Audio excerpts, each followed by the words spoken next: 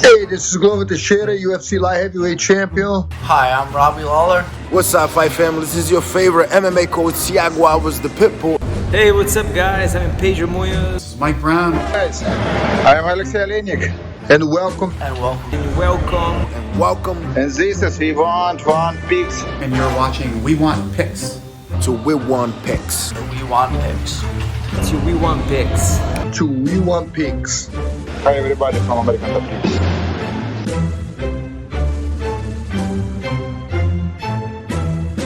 My name's Angelo and welcome to We Want Picks. We are coming off the heels of an incredibly successful UFC London. Jacob's up 20 plus units. I'm up a bunch of money. Our picks were absolutely spot on. And we're going to try to do this all over again. I'm going to break down the entire UFC Columbus card. We have Curtis Blaydes taking on Chris Daukaus in the main event, and this is another really fun sleeper fight night card. If you want $50 free, we are doing a giveaway. Go to wewantpicks.com/bets, sign up with any one of our 5 betting partners, make a deposit, let me know after you do, and I send you $50. It is all right there on the website at ufc.com/bets. And if you want a more detailed breakdown than what I'm about to do, with multiple perspectives, a lock of the week, and fantasy information, make sure you join our Tuesday night live streams. And this breakdown is brought to you by BETU Play to Earn. BETU Play to Earn is the world's first play to earn sports and esports betting game. Check it out now at betuearn.com. That's bet, the letter U, earn.com. And OddsJam. OddsJam has the fastest real-time data to spot discrepancies between all of your favorite sportsbooks, and it helps users place risk-free bets. Check it out now at oddsjam.com. And opening up the card, we have a pretty fun fight. We've got Jennifer Maia taking on Manon Fiorot. Jennifer Maia is a well-rounded fighter with good Brazilian jiu-jitsu, just okay wrestling, and underrated boxing. She is a decision fighter, but she has a few tricks up her sleeve, like that submission win over Joanne Calderwood. Her normal path to victory is to outbox her opponents who are just too afraid to take her down. But with a negative striking differential and Manon's power, that may not be the path for her. Manon Fiorot is a nasty striker with killer instinct and very real finishing power.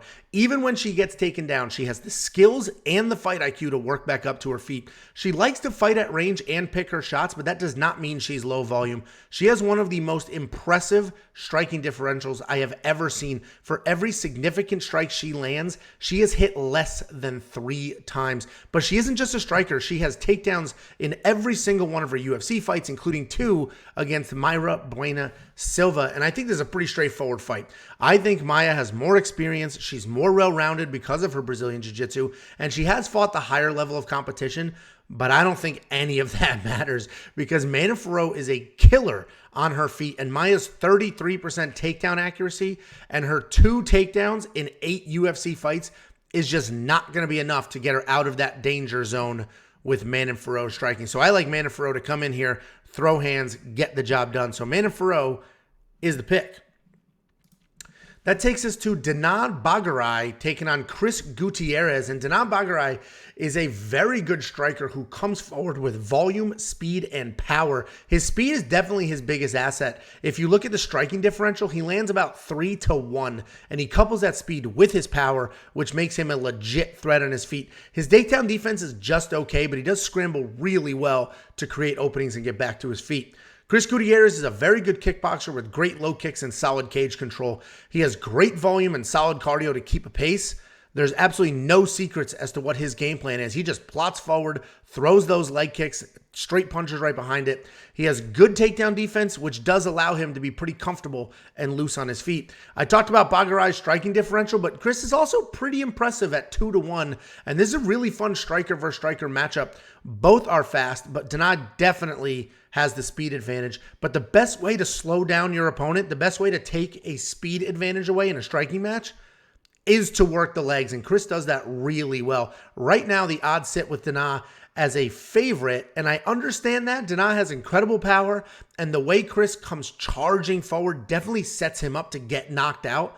But he has an incredible chin. He's got solid cardio, and we've seen Chris have long, grueling fights, and Danaa has only been to the second round once in 5 years, and that was a loss.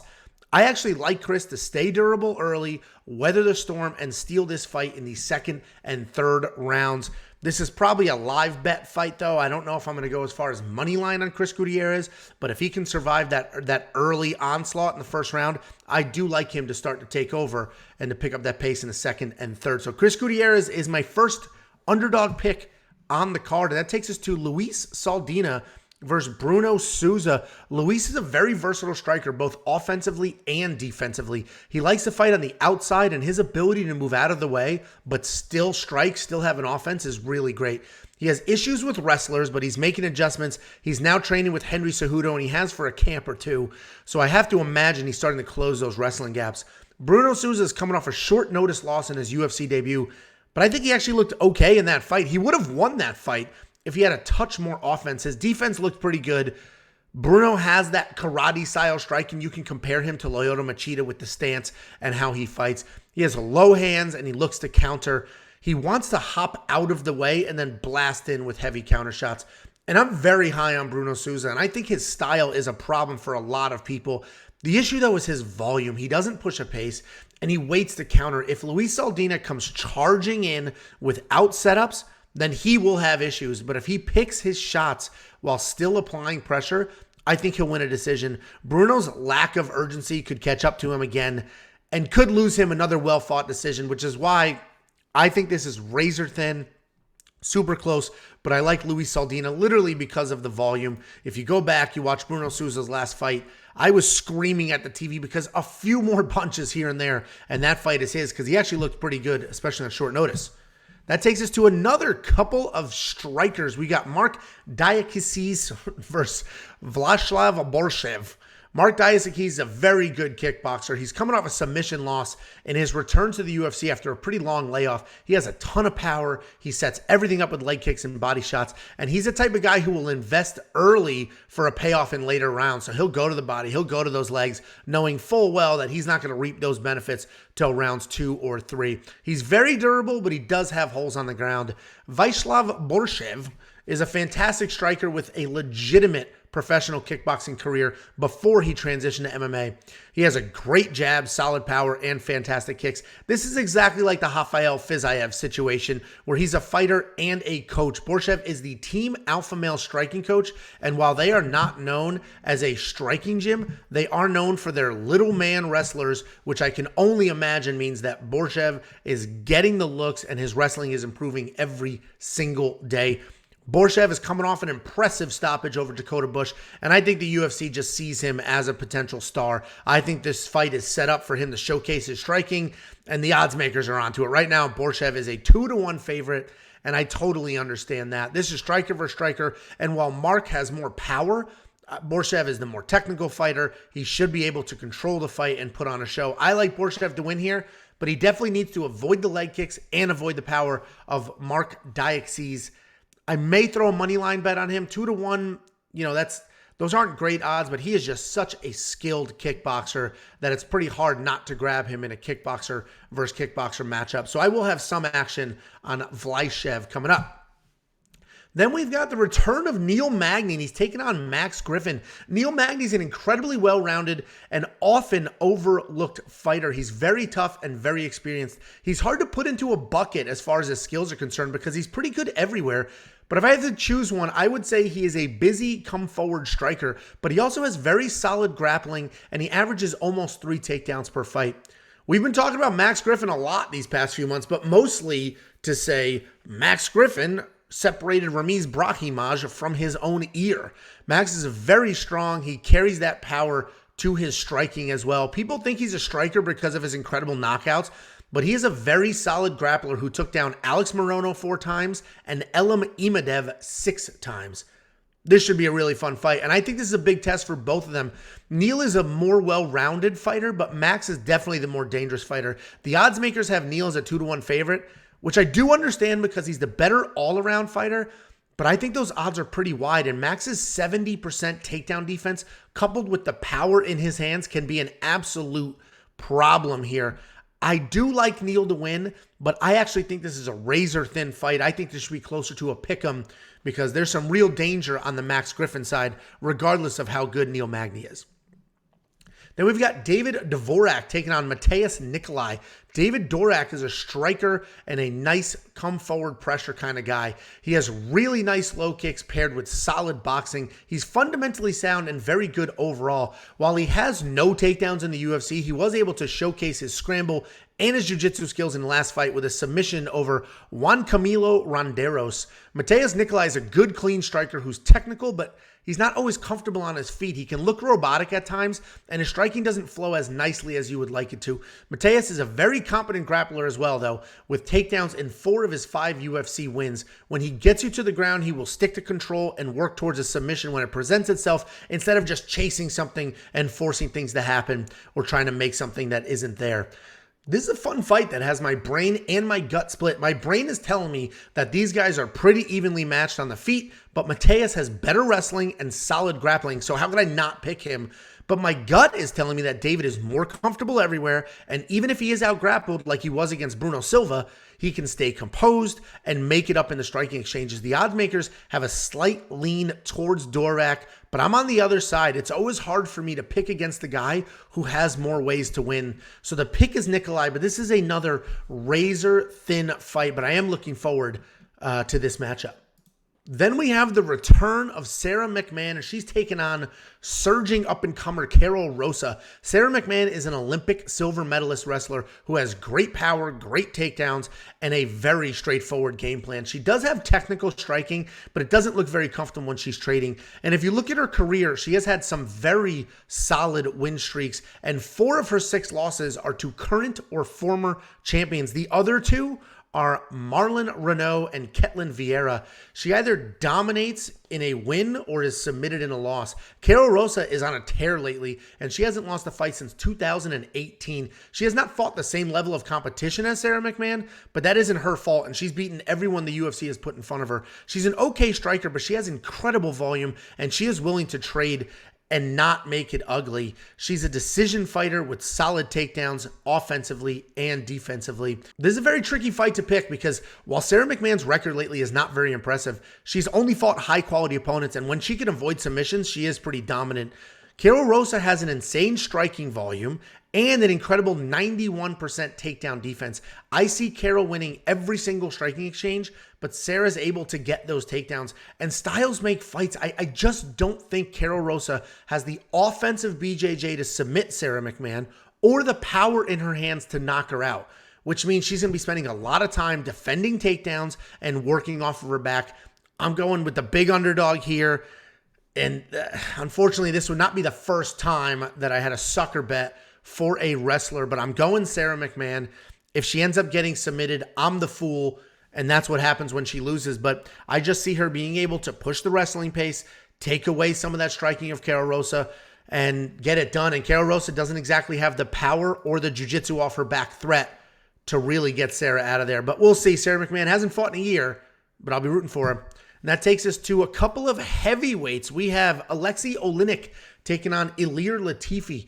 Aleksei Oleinik is not only known as the man from the intro of our videos, but also as a ridiculously experienced grappler who has a very high finish rate. His chin is pretty gone at his age. His cardio isn't great. His wrestling could use a little work, but man, can he submit anyone from anywhere. It's just very ugly getting it to the ground. Just think of an older Paul Craig and what we just saw at UFC London this past weekend. Ilir Latifi is a wrestler who was a 205-pounder, but this is going to be his 3rd fight up at heavyweight. He throws big punches to set up takedowns, and from there he tries to stay busy, but he can slow down later in the fight. His first fight at heavyweight was against Derek Lewis, and while he did get a few takedowns, he couldn't hold him down, and he ended up losing a decision where he landed 5 total strikes in 15 minutes. 5 strikes in 15 minutes, and he had some takedowns. It's easy to say that Aleksei Oleinik is 2-3 in his last 5, and he's on a 3-fight skid. But let's look at those 3 losses. He lost to Sergey Spivak, Chris Daukaus, and Derek Lewis, who would all beat Latifi as well. The biggest problem here is that Aleksei Oleinik will almost be 45 years old on fight night. And while heavyweights can have success later in their careers, that's just so hard to back. Latifi is coming off a bounce-back win over Tanner Boser after his own 3-fight skid. but he only landed 10 total strikes in that fight as well. And considering he had 2 takedowns, that is incredibly low volume. This is another spot where my brain and my gut are split. My brain is saying you can never pick a 45-year-old man, but my gut is saying that Oleinik is a much more dangerous fighter. He's a true heavyweight, and I'm going to go with my gut here. Latifi just has too low a volume to be dangerous on his feet, and he's going to look to wrestle. He's going to look to get it to the ground. He probably will, and that's exactly where Aleksei Oleinik wants to be. So I'm going to shoot my shot at a 45-year-old grappler here, but Ilir Latifi just does not have enough volume, doesn't really have the power in his hands, and on the ground is exactly where Aleksei Oleinik wants to be. Then we have the incredibly durable Matt the Immortal Brown taking on Bryan Barberena. Matt Brown is one of the toughest guys on planet Earth. He is not really incredible at any one technique, but he's very well-rounded. And for a guy with 28 fights in the UFC, he has an impressive striking differential and averages more than 1 takedown per fight. He tends to just come forward looking to engage in striking, and then he'll work some takedowns in when he can, but he's definitely too old to be fighting the way he does. His chin is moving in the wrong direction, and if he continues to just marching forward, he will be looking for trouble. Bryan Barberena is a fun brawler who also likes to come forward, and he has a pretty good gas tank. He's a busy striker. He's not very technical, but he is technical enough, and he has enough gas and enough pressure to make up for any holes. He has decent wrestling and grappling, but almost never uses it. A few years ago, he had a really good chin, but he's starting to fade, and I think he's just been in a few too many wars for that chin to continue to hold up. What makes him so fun is his entire game plan is get hit, come forward, and then hit your opponent. And I love fights like this, right? This fight is for the fan. There's absolutely no title shot on the line. Ranking doesn't matter. This is just 2 guys that love to come forward and brawl, and the UFC put that together for us.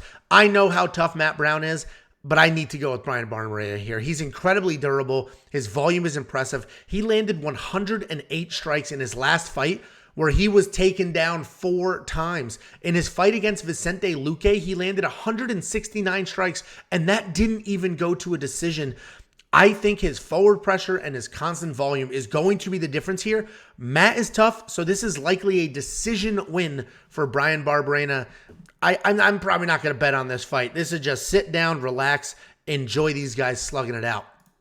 Then we've got Askar Askarov taking on Kai Kara France. Askar Askarov is a beast. He can Dagestani wrestle, and he can be effective in striking as well. But he isn't just a wrestler on the ground. He threatens with submissions, and he fights well off his back. If you really want to see him showcase how well-rounded he is and showcase all of his skills, check out his draw, a split draw, against Brandon Moreno a few years ago. He let his hands fly, shot takedowns, and threatened submissions in what was an absolute war. Kai Kara France is a very good boxer with a ton of power and volume. He's technically sound, and he works really well inside and outside of the pocket. He has a nice striking differential of 5-4 and a very solid takedown defense of 84%. And this is a tough fight to call, and this will absolutely, without a doubt, be fight of the night. Kai is a powerful, fast, and technical striker. Askarov is a fast and relentless grappler who is willing to bang it out on his feet. I don't advise him to do that with Kai, but he has shown that he has a really good chin in the past, and in that split draw against Brandon Moreno, he was drilled with a knee to the head, and even though he was wobbled, he immediately transitioned to a takedown and continued fighting. Kai has looked great lately and has incredible power, but I think Askar is just too much for him. I see Askarov winning a close but clear decision, likely 29-28, and betting-wise, this is actually a perfect spot for a plus 3.5 bet on Kai Kara France. If you don't know what that is, you are buying 3.5 points on the judges' scorecards. The way that math works out is it is one single round on the book. So if Kai Kara France wins a round on his own, and then you bought a second round, even if he loses a 29-28 decision, you bought that other round, he wins that decision as far as the sports books are concerned, and you get paid. If he's a 2-1 underdog, you'll likely get that at like plus 120 or something to that effect. So I do like Kai Kara France to win a round on his own. I will likely grab that plus 3.5 bet as soon as it drops, and you are only going to find that bet and prop bets like that at BetOnline. So go to WeWantPicks.com/bets. We have 5 partners. BetOnline is the one partner that offers those really fun buy-around prop bets. And then our co-main of the evening is Joanne Wood versus Alexa Grasso. Joanne Wood, formerly known as JJ Calderwood, is a technical striker with solid kicks and solid pressure. She mixes up her techniques really well with knees, elbows, kicks, and punches. And when she decides to grapple, she's got decent takedowns and decent takedown defense. She likes to dictate the pace and has solid volume with an impressive striking differential of almost 7-5. Alexa Grasso is a fun striker with impressive volume and takedown defense. She's listed at 60% takedown defense, but even Carla Esparza, who's probably top 3 wrestlers in the division, only went 4 for 11 with her takedowns against Alexa. So Alexa stays busy and moves really well. She has absolutely no problem slugging out in the pocket. And while she does have power, it is not fight ending. The books have Alexa Grasso as an almost 2-1 favorite, which I think is wide. She's undefeated at her new 125-pound weight class, but Joanne Wood is a big test. She has only fought the best in the world, and she's incredibly well-rounded. She's coming off a 2-fight skid, but one of those losses was to Tyler Santos and the other to Lauren Murphy, both of whom are ranked top 5 in the division. I don't think the books are giving Joanne enough credit here, and I like her in this matchup. Lauren Murphy was able to bully her for a split decision. Tyler Santos hits like a freaking truck, but Alexa Grasso can do neither of those things. I like Joanne in this fight. She is a pretty big underdog. I'm probably going to shoot my shot, and I'm going to stop talking about her because my freaking Amazon Echo keeps going off. And that takes us to the main event of the evening. We've got Curtis Blaydes taking on Chris Daukaus. 2 heavyweight main events in a row. Curtis Blaydes is a fantastic wrestler who averages more than 6 takedowns per fight. He's a heavyweight who wrestles like a welterweight. He's fast and has clean entries to double legs, and when he touches the legs, he just sprints forward. Heavyweight wrestlers, including DC, are usually looking for trips, throws, and heavyweights train those offensive and defensive techniques. But Curtis has had so much success because he just drops his hips, lowers his level, and shoots clean shots, which most heavyweights are just not prepared for. Chris Daukaus is a very good boxer. He's fast at heavyweight. He ties in combinations well. He will absolutely be the more technical striker here, and he needs to avoid those takedowns. Daukaus has never been taken down or attempted a takedown in the UFC, but if he does end up on the ground, he will be prepared because he does have a BJJ black belt. The odds makers love Curtis Blaydes in this matchup, and most of these books have him as a more than 3-1 favorite, and I tend to agree because Curtis is such a dominant wrestler. He took Rosenstruck down 3 times and Volkov down 14 times. He took Shamil down 5 times, Justin Willis down 7 times, and these are just astronomical numbers for heavyweights. He's only has one single goal in mind, and that is do whatever it takes to get those takedowns. Daukaus has great hands, solid power, and a BJJ black belt, but I don't think that matters. I don't think he can settle into a rhythm with his hands. I don't think he can really let them go without worrying about the takedown. I don't think his BJJ is going to matter on the ground. And I just see him losing a very grueling fight with Curtis Blaydes just constantly pressuring forward. This is another sleeper fight night card. I love that they're starting to get out of Vegas, spread their wings, and get these arenas loaded with fans. Guys, make sure you like this video, subscribe to the channel, join our Tuesday night live stream so you can get multiple perspectives, get Jacob's Lock of the Week. Don't forget about our $50 giveaway at wewantpicks.com/bets. And I will see you later this week with even more content.